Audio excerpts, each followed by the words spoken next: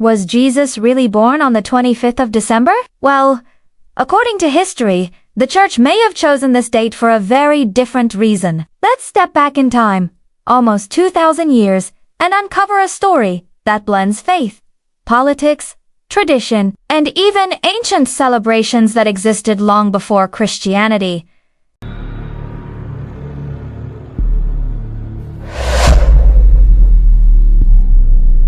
Imagine the world before Christmas existed. No decorated trees, no carols, no gifts waiting under a sparkling pine. But late December was already special. Akurosiu, Dopu, Rome, and many ancient civilizations, people celebrated the winter solstice, the darkest day of the year, when the sun begins its return. For them, this was a time of fire, feasting, and hope. A reminder that after long months of cold and darkness, light would rise again. Now, let's travel to ancient Rome, the most powerful empire of its time. In mid-December, Romans celebrated a wild festival known as Saturnalia. Imagine streets full of music and laughter, masters serving their slaves, people exchanging gifts, homes decorated with greenery.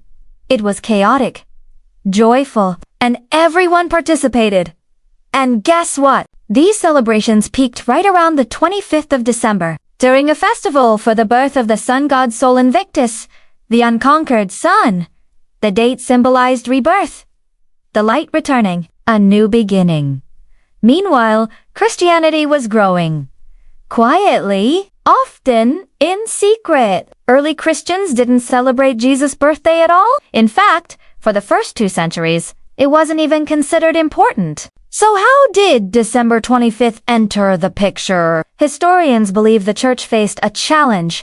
How do you unite people coming from different beliefs? How do you create familiar traditions for new followers? One solution was simple. Place Christian celebrations on dates people already cherished. Around the 4th century, the Christian church made a historic decision. They chose the 25th of December as the official date to celebrate Jesus' birth. But why this date? There are 2 main theories. First, the Christian replacement theory. The church saw Saturnalia and Sol Invictus festivals attracting massive crowds. Instead of banning them, which had failed before, they offered a Christian alternative. By celebrating the birth of Christ, the light of the world, on the same day, people celebrated the rebirth of the sun. It connected old traditions with new faith. And second, the symbolic calculation theory. Another idea says early Christians believed that great prophets lived perfect lives, meaning they died on the same date they were conceived. Since Jesus' crucifixion was believed to be on March 25th, early theologians added 9 months and arrived at December 25th. Either way, the date wasn't chosen because anyone knew Jesus' actual birthday.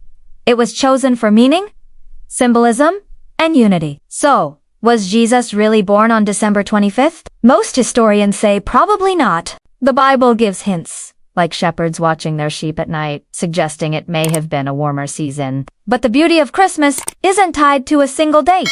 It's tied to what the day represents: light in darkness, hope when things feel cold. A reminder that new beginnings are always possible. And in that sense, December 25th is the perfect day. So the next time someone asks, why do we celebrate Christmas on the 25th of December? You'll know the truth. It's a story woven from ancient festivals, the turning of the sun, the rise of a new faith, and the human desire to celebrate hope. In the end, Christmas is not just a date. It's a message, a celebration of light, returning to the world. If you enjoyed this journey through history, don't forget to like, subscribe, and explore more untold stories with me.